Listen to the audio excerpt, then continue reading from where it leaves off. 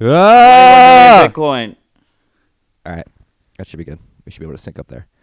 All right. I'm in Miami. You're in Hong Kong. I'm at a shitcoin conference. Do you The want to talk about shitcoin Hong Kong? conference. Do you want people to know that you're Well, we're talking in about it Hong right Kong? now. Aren't we recording? We're live. We are live, but what's up, freaks? What's up, freaks? Welcome to this week's edition of Rabbit Hole Recap, brought to you by our friends at BlockFi.com. You know all about them. If you're looking to hold on to your Bitcoin, Ether, or Litecoin, I do not like the latter two of those three options. You can go to BlockFi, take out a collateralized loan using your Bitcoin, so you do not have to sell. It's going to be very, very imperative in this upcoming tax season. If the tax season actually comes to fruition, if the government opens up again, BlockFi is the place to go to. BlockFi.com/Tales from the Crypt. You freaks are getting a special deal. You've already heard about it. Check it out. Check out crypto collateralized loans if you get a chance, if you're looking to hold on to your Bitcoin. Matt, what the hell's going on in Hong Kong? What time is it there? Everyone's wondering why Rabbit Hole Recap's late. It's because you're in Miami and I'm in Hong Kong. Fucking 13-hour difference over here. It is 10:52 in Hong Kong. It's I am in my 9:52 hotel a.m. in room. Miami. I am looking across Victoria Harbor. There's a huge AXA ad, and I'm just wondering if it's part of the conspiracy. Have you seen Adam Back? Has he been walking around? He probably maintains the advertisement. I'm not sure about that though. Yeah. You got to be careful, freaks. There's some lizard people controlling Bitcoin. AXA is their There's no headquarters. There's no Bilderberg ad though, just an AXA ad. Yeah, they try to be discreet with it. They don't want to put it all in your face at once. It's the way to do it. Matt, question for you. How is the water pressure in your hotel room? Oh, the water pressure is fantastic. They really do not care about the environment here. Yeah, I wish I could say the same about this hotel in Miami. Really disappointing flush pressure and shower pressure. That's one thing I look for in a hotel. First time you go in, you gotta check out the water pressure. I'm happy that you have some quality water pressure over there in Hong Kong. Yeah, I have a rainhead shower. It's a pretty fantastic shower actually. Sounds pretty dope. Do you want to tell the freaks why you're over there? I think it's a pretty cool story. Or would you rather not? My great grandfather built. I guess to start. I mean, my family was back in the 30s and the 40s, where they were quite loaded. French money from Alsace-Lorraine, and they moved to Hong Kong, and the Japanese took everything, and they put them in internment camps. And so after the war in 1952, my great-grandfather built the first real theater in Hong Kong. He brought the Beatles over, a bunch of big acts, and it was supposed to be his big comeback. He ended up selling in 1957, and now they're thinking of either knocking down the theater and building a new development, or building a development around the theater and renovating it. So they're interviewing my grandmother for a documentary, and they flew her out here, and I'm escorting her. It's pretty fucking cool. It's like we have a family historian. He's done so much research on all this shit. Really? Yeah, it seems pretty dope. It's when you first told me, I was, it's a very interesting story. And it explains a lot of why you're into Bitcoin. I never knew that before a couple weeks ago. We went to their home, their old home. It's still there. It's owned by the University of Hong Kong, and they have a Cantonese pop singer, this really famous pop singer that sings, in Hong Kong. He rents the place now. He completely renovated it and tried to bring it back to it. He did Universal Records is his label. He did co-production with Rihanna and shit. He's like a big deal. He brought us into his home. Well, it was like our old home, I guess. And it was just a really fun time, really interesting, really tiring, but interesting and exciting. How's it feel to get reconnected with your roots? What kind of feelings are you feeling right now? I wish my great grandfather hodled that theater, man. It's probably like it's probably worth like 400 mil now or something like that. He died poor. Well, you're doing a good job of rebuilding the family name, I would say. I like to think it. I like to think it. Yeah. How's the So shitcoin conference going? The shitcoin conference. It's like the number one shitcoin conference of the world. It's where Ethereum was yeah, launched in 2014 in a back room. it's true. The North American Bitcoin Conference. I'm in Miami. That's what I'm here for. I have not ventured down to the conference yet. I got here last night. Met up with some people I work with. We got dinner, and then actually met with a couple of the guys from OnChain Capital from West Texas last night. So I have not run into any shitcoiners yet. My experience up to this point has been pleasant. I'm not sure how well that'll go. I'm going to go down there after we record this and I post it, and we'll see what is happening. And we'll talk about it next week when we're in person again. Yeah, But I mean, I've never been. I'm pretty excited to hear how it goes. I know. I remember last year they really they outdid themselves. It was pretty. It was right at the top of the market, especially the altcoin market. I remember. apparently What was it like the Dash Strip Club controversy? Apparently, it wasn't a strip Um, club. There's a lot of misinformation around this, but Dash did throw a banger that had promiscuous dancers at it. well, I Apparently mean, last year. In Dash's defense, and I would never defend Dash, even though I'm about to do it. I mean, I think it was Dash sponsored it, but TNABC they were running Organize it? everything, right? Yeah, It was like an official after party. yeah, And then yeah. I remember OnChain got launched there last year. I had a buddy who tried to shill that to me. Am I about to go see like shitcoins being launched downstairs? Yeah, I mean they're gonna have tons and tons of shitcoin presentations for you if it's anything like last year. I remember I watched a live stream. Ugh, sounds You're terrible. you're gonna love it. Probably won't. I am actually. I'm looking forward to it. I think Krista Rose and John Seth are here. I would like to seek them out. Seek out some Bitcoin podcaster OGs. Talk to them, pick their brains. See if DeRose tries to confront Bitcoin maximalism in person. We'll see. Yeah, I mean, like all these other conferences, the best part isn't the conference, right? The best part is all the people that come down and you get to network outside of it, see a bunch of people that you only know online. So that should be cool. Yeah, And I know you have some good interviews lined up, so I'm excited to listen to those. I do. I did some interview prepping last night, and we're gonna have a good conversation. I picked up a new guest down here too. Fucking badass. I'm excited, Marty. Keep hustling. Thanks, bro. You too. Speaking of hustling, thanks for the segue. Let's hustle into these topics we got lined up. What do you want to start with? Been a pretty crazy week. We got a lot of big news. Shitcoin launch. I won't call it a shitcoin. An altcoin launch. A delay in another hard fork in Ethereum. BitMEX new ICO research. What do you want to jump into first? Constantinople, is this Istanbul now, right? Is that what we're saying? I think Constantinople, Istanbul, whatever you want to call it. Yeah, it I seems think like that's they. kind of a big deal. I think that's the biggest deal, right? Yeah, yeah. So let's jump into this. So for you freaks that don't know or are not aware, yesterday, I believe, the 16th, Ethereum was scheduled to hard fork, basically the first step on their transition in a long journey to proof of stake. Would be this Constantinople hard fork, which would cut the emissions. The third inning, they had some terrible. We talked about the third inning last week. They had some terrible marketing around that. They're going to cut the block reward from 3 Ether per block to 2 Ether per block, as well as some other upgrades to make the system more efficient.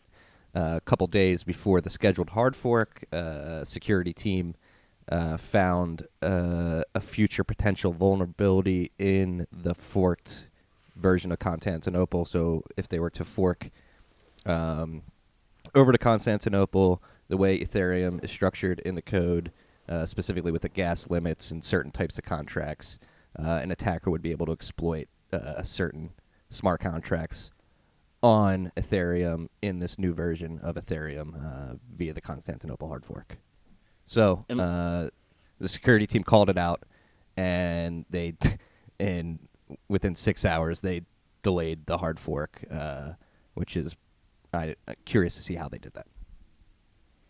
Yeah, I mean, in a very bad way, right? The exploit, you could have drained funds. People could have lost a bunch of money, which is like worst case scenario. Similar to the DAO hack. Yeah, I mean, that's pretty scary for Ethereum stakeholders.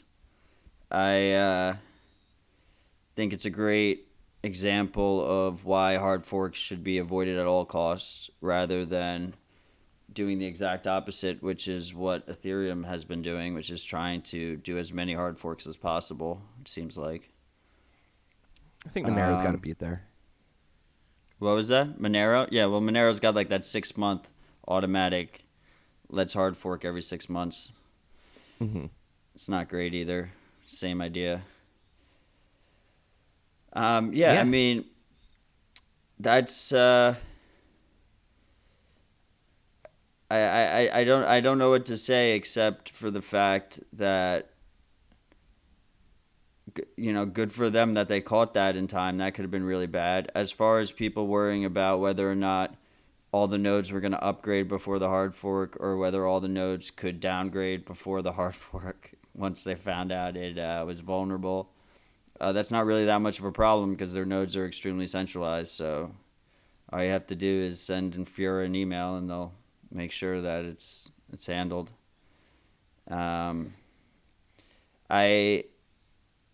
You know, the key is when you do these hard forks is all the old clients don't matter anymore. So, for instance, when we had the recent Bitcoin bug, which is what all the Ethereum people are going to counter our discussion here today with, the inflation bug, the older clients would have immediately realized that there was an issue. But with hard forks, the older clients don't matter anymore, so they're not involved in the process. So you can have these really sticky situations, these really like worst case scenario situations because you structure it in such a way that you're doing hard forks all the time. And this is just a perfect example of why you should avoid those at all costs.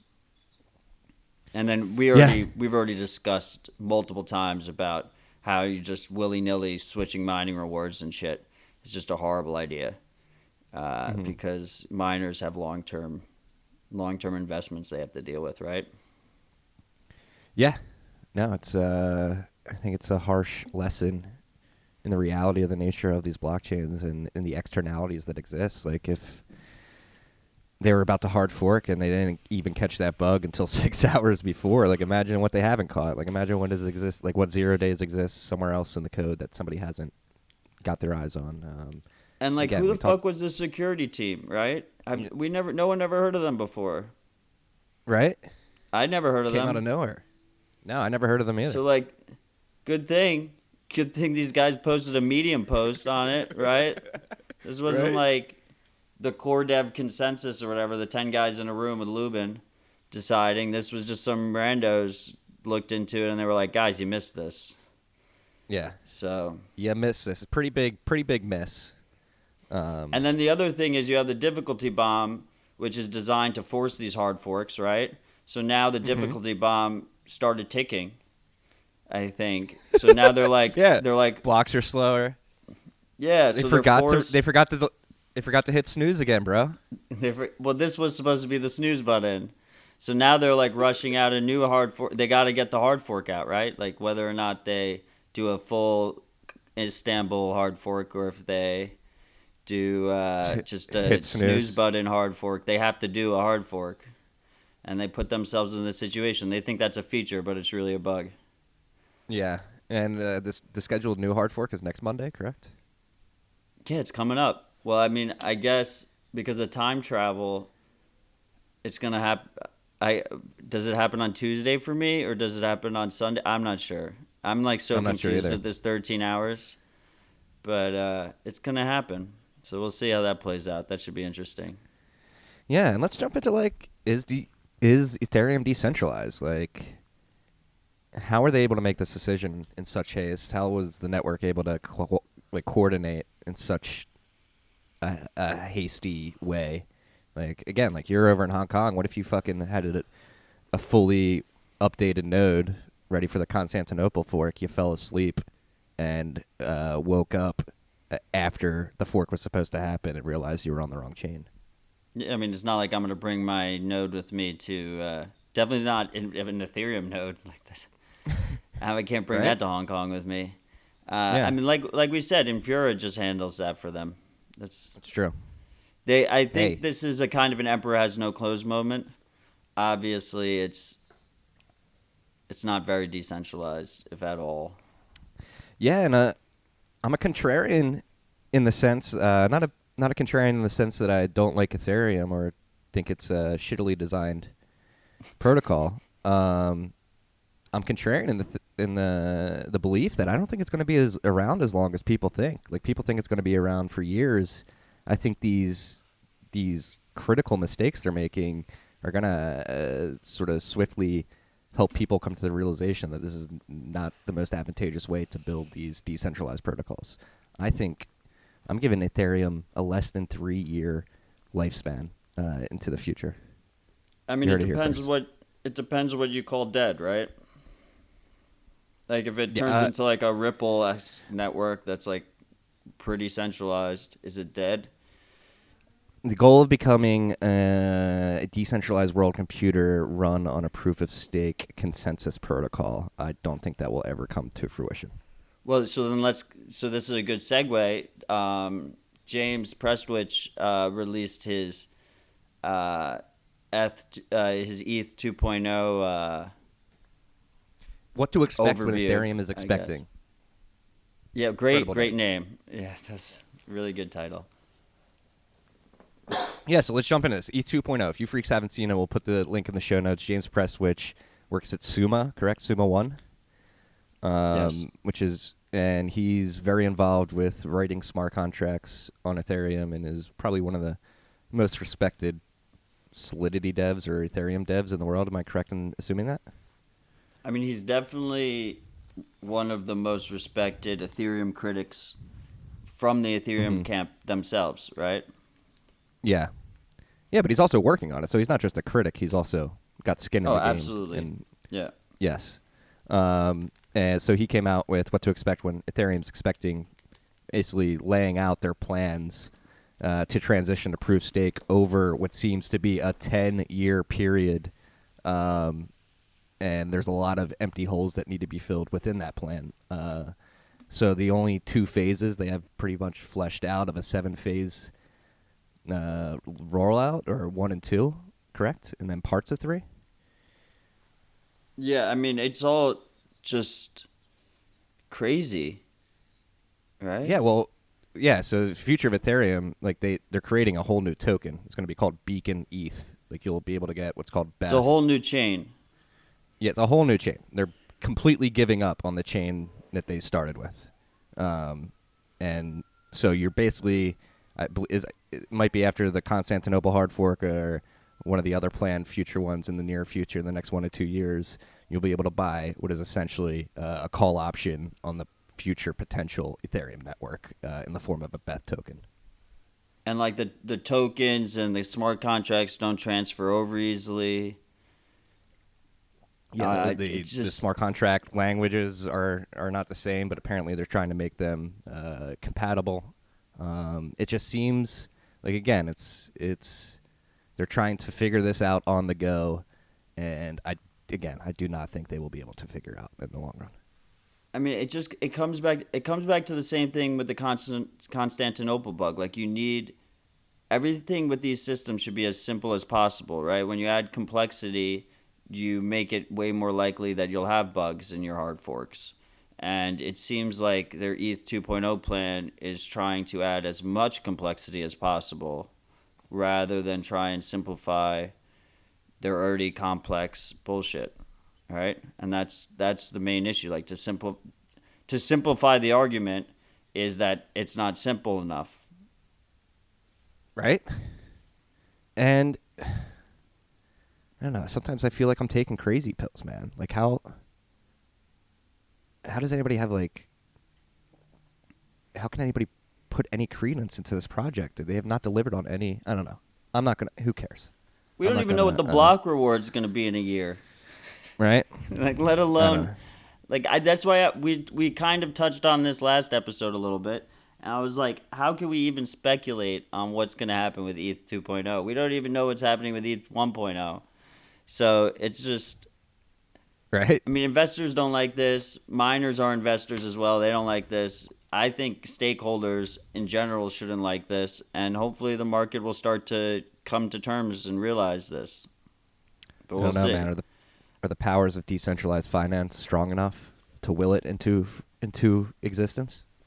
I mean, I'm less optimistic than you in terms of ETH dying. Like, I think this, it can last like a long time. Like, look at Ethereum Classic. Ethereum Classic is a dead chain. Yeah, we consider that dead. It was. So we were talking about whether or not it was an eclipse attack or a reorged full chain wide, like a true reorg. And it ended up being a true reorg for ETC. Like both Gate and Yobit were attacked. They finally admitted to it. So it wasn't just Coinbase getting their nodes surrounded like a lot of people speculated originally. So like that chain is fucking worthless. Like it's not secure. And what? It's only down 20%. I think I looked and I saw that Grayscale, Barry Silbert's investment trust, they have like $25 million worth of ETC under management. Like, that's crazy. Like, absolutely crazy. Right? They sent out emails to all their people. They were like, don't worry, like, our specific funds aren't at risk. Yeah, okay, because you're not sending them around, so they can't get reorged. Like, ridiculous. Absolutely. So like, Ethereum could last for a very long time. Like, these things don't die so quickly. But I don't know. long Matthew. I just have term, a feeling. who the fuck knows? I have a Doesn't feeling. look I don't know. Yeah, we'll see. So that happened. Planned next hard fork next week. We'll follow that. My Twitter thread that I started in August of 2017 is aging like a fine wine, which is great to see. Oh, that thread? Great Yeah. thread. Okay, so we just did 15 minutes of shitting on Ethereum. I think that's a fair amount of time considering this is an hour-long pod. But we're gonna have to shit on it a little bit more. BitMEX released their new ICO research. What did they say? 25 billion worth of tokens at the peak were allocated to ICO teams themselves. Yeah, So something crazy like that. The ICO teams, they double dip, right? They sell you the tokens that they pre-mined for Ethereum, and they automatically cash those out. And then they also allocate themselves their own tokens that they can cash out over time. And it's just blatant money grab. The whole use case of ICOs, 99% of ICOs, the whole point was just to take your money. And that's me being fair by saying 99%. It's higher than that. And you're talking like overtly just Yeah. like launch a token and cash out pretty immediately. Like that's what the BitMEX research proved. Well, Correct? actually, a lot of them didn't sell their tokens. They're worth like $5 billion now or something because they were illiquid. Yeah. It was like hard for them to dump them. But $5 billion too much still, right? Mm-hmm. Yeah. And Ethereum enabled all this shit. They prioritized tokens. They launched an ICO themselves. They set the model.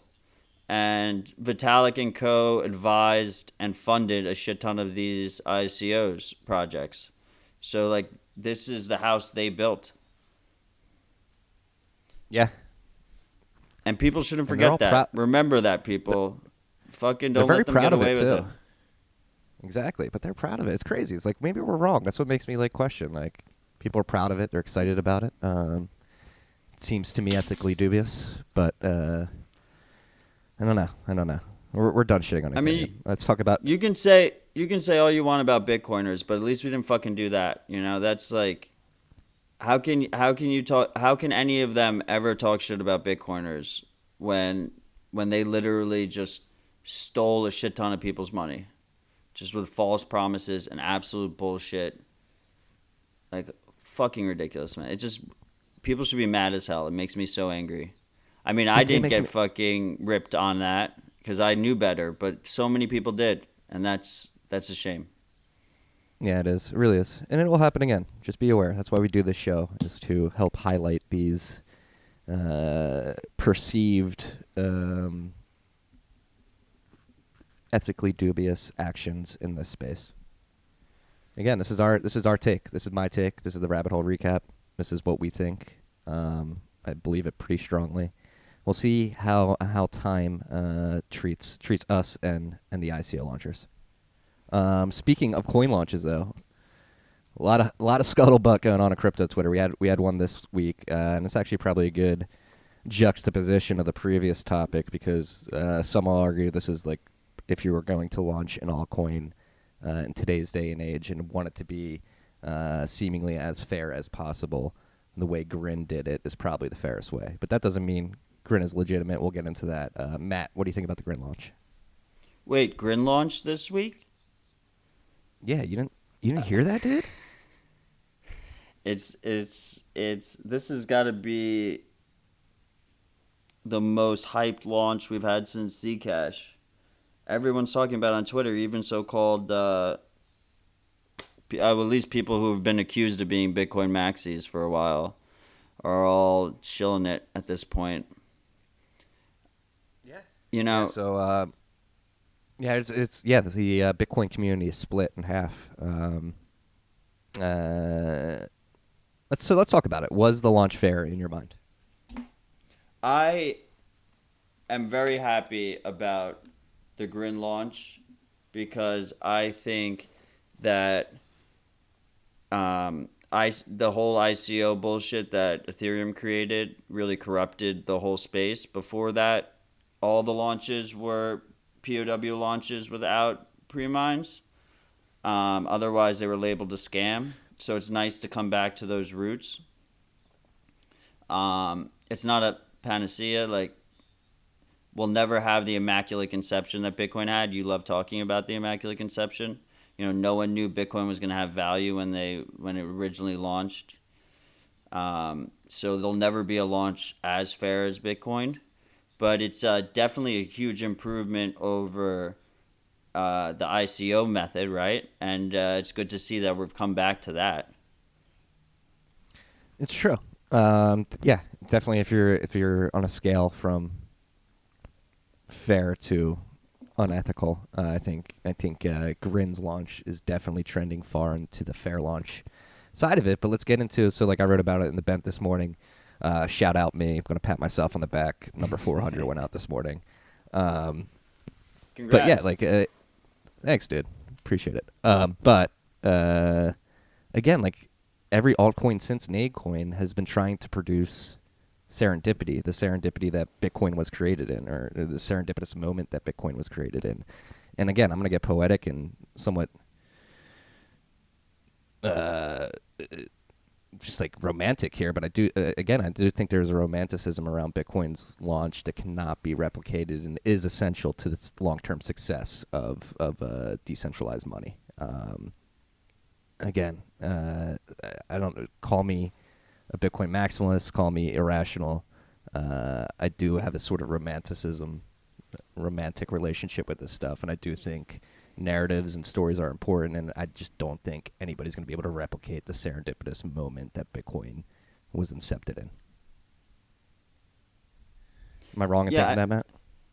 No, I mean, I completely agree. I mean, I don't think altcoins are a threat to Bitcoin, so I'm happy to see a better altcoin, right? Mm-hmm. That's true. It's new, novel privacy technology. I think privacy is very important. I think Grin is a very crowded trade. What some people were saying that over $100 million worth of VC capital was poured into mining operations to go into it in the beginning. You have a very similar situation as with Zcash, where they have a horrible monetary policy, and the way they set it up was it's really hard to mine in the beginning to try and simulate a fairer launch. So it creates this weird situation where these VCs are pouring a ton of money in, and they're not really doing any profit calculations. They're just saying fuck it, let's throw a ton of money at this thing. So it's probably not going to be a good investment for them. They'll probably get wrecked on it, at least in the beginning. That's what happened with Zcash. I don't know if you remember with Zcash. The price skyrocketed like right in the beginning and then just collapsed. But Yeah, is that what it'll be, wasn't it like if we're gonna have future Mimblewimble side chains or something, like, we need them to test this shit out for us so we can see how we're gonna do it, right? Mhm. Yeah. So let them go to town. I Like, agree. I'm not mining Grin. You're not mining Grin, but No. I'm not No. going to completely ignore it. I'm going to watch how this shit unfolds, and I think Bitcoin will be improved because of it. Bitcoin will become stronger and better because of it. Yeah, and so let's talk about how Mimblewimble can potentially be added to Bitcoin. The consensus, or I don't know if there's even consensus around it, but I think a lot of the strong opinions agree that it would have to be done via federated sidechain. Is that correct? Uh-oh. I lost Matt. Signal's reconnecting. Maybe he's talking on his end too. Uh-oh. Waiting. We're at minute 31:50.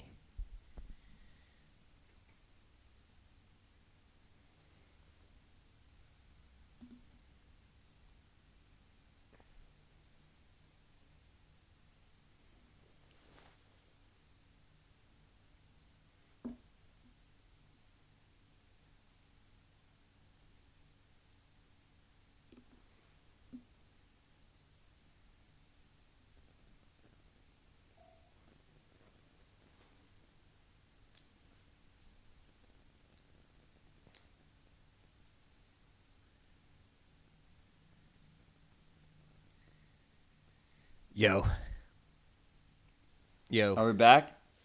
Yeah, we're back. I'll just cut that part out. Okay, sorry about that, freaks. We're back. Yeah, we're back. The connection caught. Remote pods. That's why I like to do it in person. Never have these hiccups. What were we Do it for talking the about? freaks. Oh, we were talking about. Oh, yeah. I was positing how Mimblewimble would be implemented into Bitcoin potentially at some point in the future. And am I right in saying that the strongest opinion is via federated sidechain? Right. That's the easiest. And- Federated sidechain is the easiest. Okay. And there's some like can you describe the trade-offs of implementing Mimblewimble at the protocol level? I can't with any virality and argument make that case right now. The main overview, right, is that it's really hard to audit the supply, right? It's the same argument we have. There's two main arguments. It's hard to audit the supply, and the tech is brand fucking new. We haven't really tested it. It's not battle tested. And it fucks up scripting too, right? What was that? It fucks up the scripting language too. Oh, yeah, there's no scripting, so we can't do Lightning Network and shit. We can't do multi-sig, I'm pretty sure. Yeah, so that's a major issue. The other thing is Grin's monetary policy is really shitty. It just inflates constantly. I think what is it, like 400% inflation for the first year or something crazy? Yeah, 400%, and then 100% the next year. It's producing a Grin every 60 seconds, correct? Yeah. So the other option is like if you make it. Actually, I'm not even sure if you could do it with, since it doesn't have scripting language. I'm not even sure if you could do it. But the other option is if we can make it so you could easily switch between Bitcoin and Grin, you could just use it as like a mixer with a shitty utility token, right? And then you get the benefit. You go into Grin, you clean your coins, and then you go back into Bitcoin. Mm-hmm. But either way, yeah, it's a good test. People shouldn't go crazy about it. It's like probably the most crowded trade of the year. and let's see how it plays out. Let's watch how it plays out, and we'll figure out how to go from here. It's been launched for what, like 2 days. Beam Yeah. launched. Beam is the other Mimblewimble implementation, and they have like a Zcash style founders reward. And what they had like a major ass bug in their client Yeah, but there's that also could like have three. result. There's like three Yeah. beams. So was that the one you're referring to? Well, the Definitely the beam one I'm we're- referring to is the Mimblewimble beam. Um, yeah, people like that name. It's a good name. It's 4 letters. Yeah, so let's just see how this shit plays out. There's no reason to get your panties in a bunch. It's not gonna take down Bitcoin. I'm not worried about that at all. Yeah, so let's watch. So let's just watch it play out. I don't think it's a threat to Bitcoin. It's a threat to the people who speculate on it. And let's see how these. Let's see how these VCs handle. Oh, and the other issue I have with Grin is that they're trying this whole ASIC resistance bullshit again, and there's no such thing as ASIC resistance. That's not real, and you want ASICs anyway, so you should be trying to get ASICs as quick as possible, not delaying that, because if you're not the dominant GPU chain, then you're never truly secure. So they have that issue as well. That is true. That is true. Good observation. Okay, Next enough topic. about Grin. Yeah, I'm sick of it already. Yeah, we'll be watching. We'll keep you freaks abreast at the rolling out of Grin and how it performs in the market. Lightning Network analysis by the block. Very interesting. Coming at the assumption that there are centralized hubs. It basically proved that Lightning Network is getting more decentralized over time, too. I believe 6 months ago, the top 10 nodes held 58% of the funds held in channels. And since then, since July or June, I believe it's fallen to 38%. So, 35%.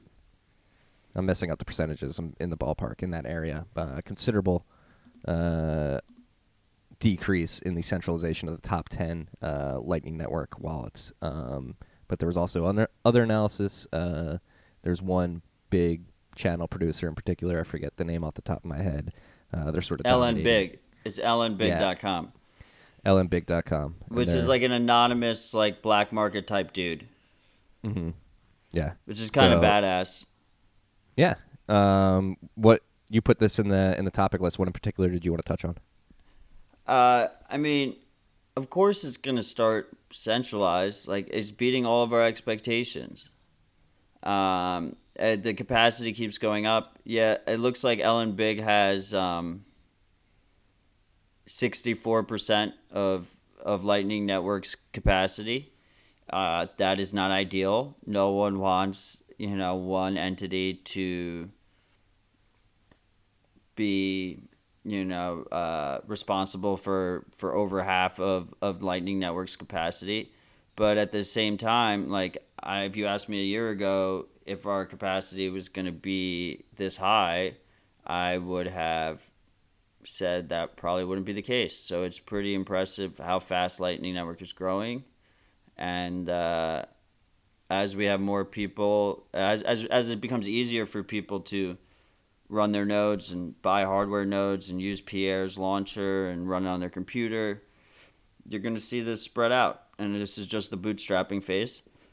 And the beauty of scaling with a layer 2 network is Lightning could completely fail, which doesn't seem like that's going to be the case, but it could completely fail and Bitcoin will be unaffected. And then we continue on, we try again. And that's the beauty of layer 2 that a lot of people, a lot of the Lightning Network skeptics tend to conveniently ignore, right? Yeah. A lot of people don't appreciate that. They feel like it's the Lightning Network, just from a prima facie stance, is sort of a centralizing point of failure in Bitcoin and or not really Bitcoin. I do not find those arguments to be convincing, but there are people that believe that. And like you said, I think experimenting on these things on layer 2 is imperative, and probably the most advantageous way to attempt to scale these systems. So Lightning Network.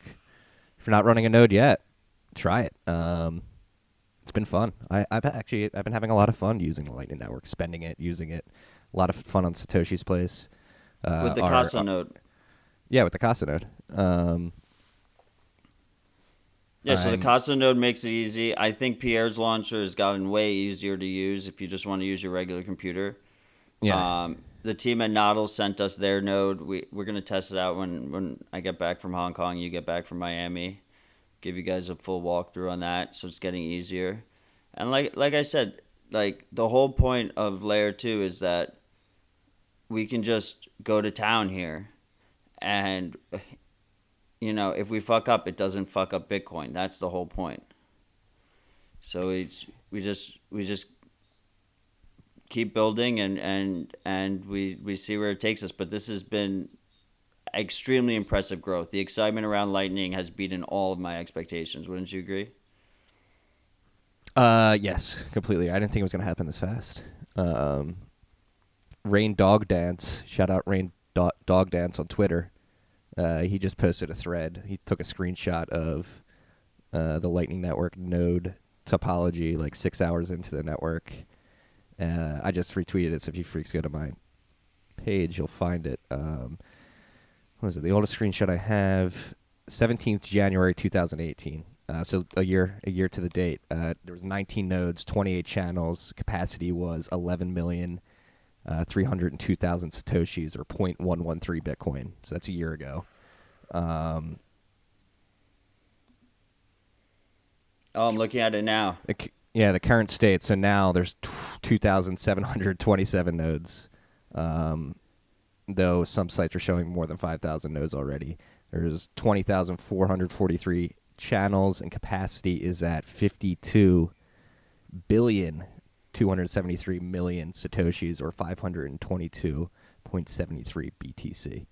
So staggering growth over a year, from 19 channels to 2,727 channels, or some people are even saying more than 5,000. So incredible growth. From 0.1 Bitcoin to 522 Bitcoin in a year. Right? Fucking badass. Yeah. It's And also, I think there's a caveat here, is that it doesn't. Private channels aren't being recorded, and more channels are being private now. They default to private. Yeah. So you can't just look at that. The Lightning Network is growing at like breakneck speed, and the reason that's possible is because it's layer 2 instead of layer 1. So we can still be conservative on layer 1 and innovate on layer 2 faster than ever, which is pretty fucking awesome. Does anything worry you about the speed of the growth? Like, what happens if we get a bunch of Bitcoin over there, a considerable amount, and it turns out to be a failure? Is there a scenario in which a bunch of that Bitcoin can get locked in those channels? I mean, yeah, that's why it's still beta, right? Like, so you should that. It's like a catch-22, right? Like, use Lightning, like, play around with it, but, like, don't put a lot of money into it. It's a hot wallet. Treat it like a hot wallet. Yeah, exactly. You can So lose freaks it. out there. From my experience, I've only I've never had more than $200 on the Lightning Network. Very first world of me to say that's not a lot of money, but nothing, no crazy amount of Bitcoin. Yeah, I mean, and fees are low right now, so like on-chain transactions are really cheap. So just play with it carefully. Yeah. I think maybe we'll have a bit of a PR crisis if it fails, but like that's why I'm trying to preempt that just in case it happens, right? Like it won't be a complete failure. We'll learn from it and we'll continue. This is true. Yeah, so it's still growing again. Go out there, be reckless, but also be safe. Just be aware. Be aware. Okay, it's the motto around here, freaks. How are you liking this remote recording? I feel a little weird. It's so weird. I'm used to just like being in front of you making faces at you while I drink my scotch. Are you drink? Are you drinking scotch right now? No, I I really failed on my scotch acquisition, so I'm drinking a Heineken right now, and I'm just not really that happy about it. But I am I've been drinking all day. I went to the second highest bar in the world on the 118th floor of this building in Hong Kong. It was pretty badass. So I got it's flowing, but I don't have my drink of choice in front of me. And I don't have you. I don't have my person of choice in front of me. We're not even video chatting. We're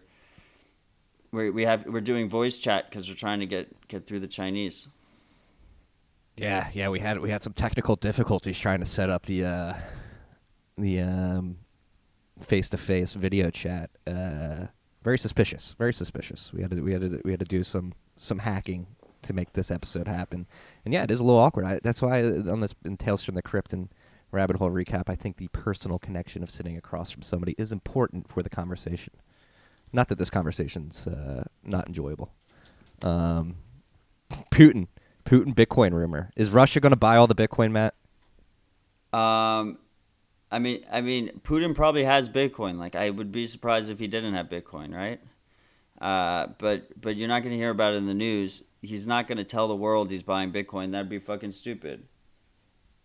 Right? Do you have scotch over there? I thought my scotch just came. It didn't. Bitcoin is perfect for Russia, and this recent rumor is probably absolute bullshit. It seems like the source is like complete garbage. Complete, crazy psycho. Yeah, absolute garbage. They're not buying the amount people are saying they're buying, but it makes complete sense for Russia. They're under sanctions. They have trouble moving their money. The U.S. government keeps blocking them doing things, and Putin's fucking loaded. So obviously, I would be really surprised if he doesn't have any Bitcoin. And so then the question becomes, do you let Putin acquire Bitcoin and not acquire Bitcoin yourself, right? Like the whole adapt or die narrative. These countries and these world leaders are gonna need to make a decision. Are they gonna be left behind, or are they gonna actually jump into this thing? Yeah, I think Michael Goldstein, I always say that, at Bitstein had a perfect tweet this week, and it was a play. I forget what movie it's from, but where the nuclear war breaks out, and the screen says the only winning move is not to play. In Bitcoin, the only winning move is to play. So it's the complete opposite of that movie, and I thought that is a very short but sweet and descriptive statement on Bitcoin's incentive network. The only winning move is to play. Yeah, it's game theory at its finest. Everyone's incentivized to jump in, otherwise they might get left behind. And you never know who has it. We can speculate all day if Putin has it. He can prove if he has it, but you can never prove that he doesn't have it. So you end up in this thing where you don't want to be the last guy at the table to buy some. Right? Yeah, so Putin's doing that in China, where you are right now. They are planning on using the Great Firewall to target nodes and miners as well. So this shows the importance of small blocks, we would argue. I didn't even hear this story. This is popping up on me right now. So the Great Firewall, how are they going to target nodes and miners? I imagine network analysis, deep packet analysis. This is MIT who released this, so it's not some fly-by-night blog. It's MIT's it's MIT's technology review. This is what we had speculated for a long time. It seems like they want miners and node people to register with their government ID. Otherwise, they'll block it. And this is, obviously, that goes directly against the value prop of Bitcoin as a censorship-resistant money. And this is why this is the whole point of small blocks, keeping the chain as efficient as possible, because it's way easier to hide your connections if the bandwidth requirements are smaller. And All right. also the redundant channels, right? So like stuff like Blockstream satellite network, they can't block a satellite downlink uh, through their Great Firewall, and the only reason you can do that reasonably well is because of smaller blocks and an efficient chain. Yeah. So that's an important reminder of why, and I think what we've been harping on more recently, and a lot of others as well, is that a lot of people focus too much on the data growth of the blockchain, like the full state, like how much data, but a bigger problem is definitely bandwidth, and that's a very misunderstood problem in Bitcoin, or misunderstood area of Bitcoin. Would you agree? Yes. Everyone thinks it's storage. It's not fucking storage, guys. I've been saying this for fucking years. It's internet. It's hard and expensive, and like stuff like running your node through Tor. Like Tor isn't that efficient. You can't run large bandwidth applications through Tor. But you can run Bitcoin through Tor because we've kept it as efficient as possible.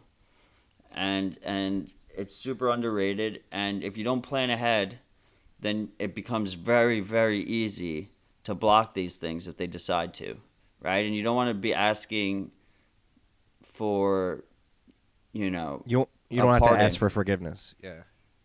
You just want to be able to do it. You want to be able to route around them. So Bitcoin will Yeah. be unaffected by this because of the decisions we've made over the last 3, 4, 5 years. Well, I wouldn't go as far as saying it will be unaffected. The alternative ways of accessing and relaying transactions on the network aren't as mainstream and are a bit of a UX hurdle. Like, I don't think I'd be able to set up the satellite by myself right now and do that. Yeah, but if a miner had to, if it's amazing what people can do when they're forced to do it. So the key is that they could be able to do it if they need to. Yeah, I agree that it wouldn't be unaffected, right? But less affected, I guess, would be a Yeah. better way of putting it. Yeah. Well, no, I guess it'll be a glaring case study in whether these Chinese miners in particular have the gall to sort of do this outside of the government's eyes and sort of go against the official Chinese government. That's potentially a possibility. The other possibility, other side of the coin, is this action by the Chinese government is enough to scare people away. Yeah, but that could be good too, right? Because it'll help distribute mining geographically. So they'll open, mining will move to more locales because regulations in China make it less profitable, less advantageous to mine there. Yeah, but let's also play devil's advocate here. China could be producing the roadmap for how other countries could swiftly stifle Bitcoin adoption and proliferation. I mean, I think you can't really effectively stop Bitcoin right now in your country unless you just shut down the whole internet. Just shut down all encrypted traffic. And, encrypted traffic is super important in the internet, banks and everything. Like, people need to be able to use encryption, otherwise they have no security on the internet. I mean, it should be interesting to play out, but this is exactly why it's so important to prioritize the censorship resistance aspects, right? That's the whole value prop. The whole value prop is that governments shouldn't be able to control this thing, and that's got to be our main priority. Yeah, and let's loop this back to the conversation in the beginning of this episode. Like, that is why we're so hard on these other projects and call out this bullshit, because if we earnestly want this stuff to succeed, like, that is not, like, these are obvious failures on the road to making these systems as robust and secure and decentralized as possible. Exactly. It's all all the hate is out of love. I do not hate the people involved. Let's just make that clear. It's hate of the hate's a strong word. I just disagree with the path chosen to attain what is essential for these protocols to succeed. Like, let me put it this way: if the Chinese government wants to stop all unregistered Ethereum nodes in their country, they could do it right now. The bandwidth requirements are way too high. You just can't hide it. Mm-hmm. That's not going to happen. You know, you're not going to be able to hide it, and there's no going back. Once you're in that situation, it's very, very hard to try and pull it back and make it more efficient. You're already fucked. Yeah. Okay, let's switch to a happier topic. Genesis trading volume, OTC, up 50% year on year. That's a fundamental. Fantastic. That's a fundamental low-key indicator that not a lot of people are paying attention to. Yeah, that's pretty huge. I mean, that speaks for itself, right? 50% volume up, OTC. That's where the big guys are playing. Genesis is one of the major players in OTC in America, at least. Mm-hmm. The other positive news that I really like is Wasabi just implemented multi-denominations. So before, you needed denominations of 0.1 Bitcoin. Now, if you have a larger amount, they do other denominations. It gives you a smaller anonymity set, but it does it, so it makes it way quicker for large amounts. It's a very, very big upgrade that we've seen. The other big that's Wasabi Wallet, wasabiwallet.io. It's helping bring privacy to Bitcoin. Probably one of the easiest coin join implementations we've ever had. Definitely the easiest coin join implementation we've ever had. You can just any OS you can use it on: Mac, Linux, Windows. The other big thing is Thor by Bitrefill. Have you looked into this at all? Yeah, it's pretty dope. So you want to explain what it is? I think you can do a better job of explaining it, but essentially, Bitrefill has set up a huge Lightning Network channel hub, whatever, and they're allowing customers to use U.S. dollars to get access to the Lightning Network directly. Is that correct? I'm not sure if you could use U.S. dollars, but I think the idea is that, like, me or you could onboard people directly onto Lightning. Mm-hmm. I guess presumably you could do something similar with U.S. dollars, but Bitrefill, I don't think ever interacts with U.S. dollars. Okay, yes, correct. Yeah. So basically, like, the idea is, like, I pay them Bitcoin, and then my buddy scans the code he gets, and he just automatically has channel open, and he's on Lightning, and he never actually interacts on-chain. He just automatically jumps right into the Lightning Network. It makes onboarding way, way easier.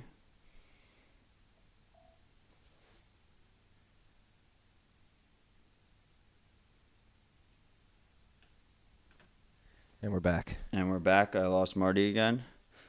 Yep. Yeah, it makes onboarding way easier for the Lightning Network. So, yeah, I mean, that's a huge... Bitrefill just keeps killing it, man. They're like one of my favorite companies now.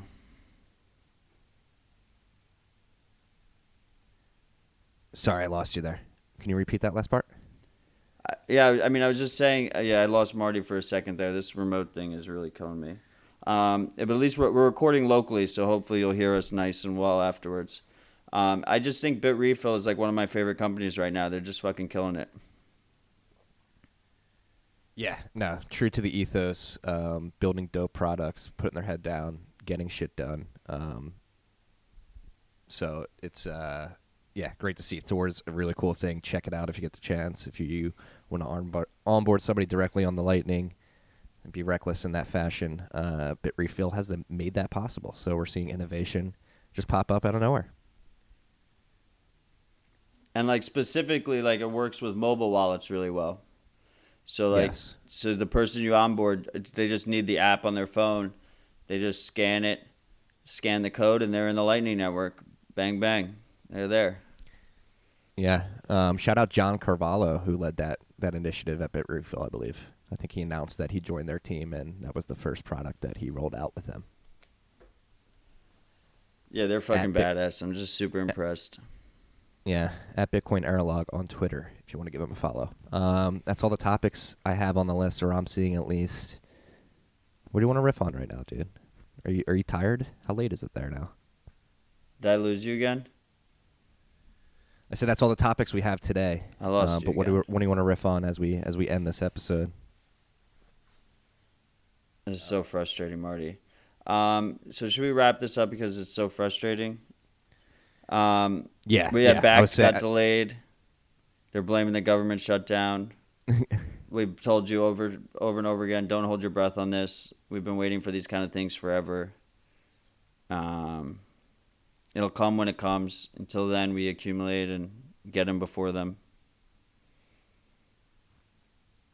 Can you hear me, Marty? Yeah, back. Yeah, don't hold your breath for Baakt. It's Marty. I've been saying that. What? I can hear you, Matthew. I don't think you can hear me. But we're gonna end this recording. Thanks, you freaks, for listening. Sorry if there was this was an awkward episode because we are remote. Shout out to you freaks. Matt, any parting words? Can you hear me? He can't hear me. So we're going to end it here. Hopefully this wasn't too much of a shit show for you freaks, but hey, that's what you get here at Tales from the Crypt. Peace and love.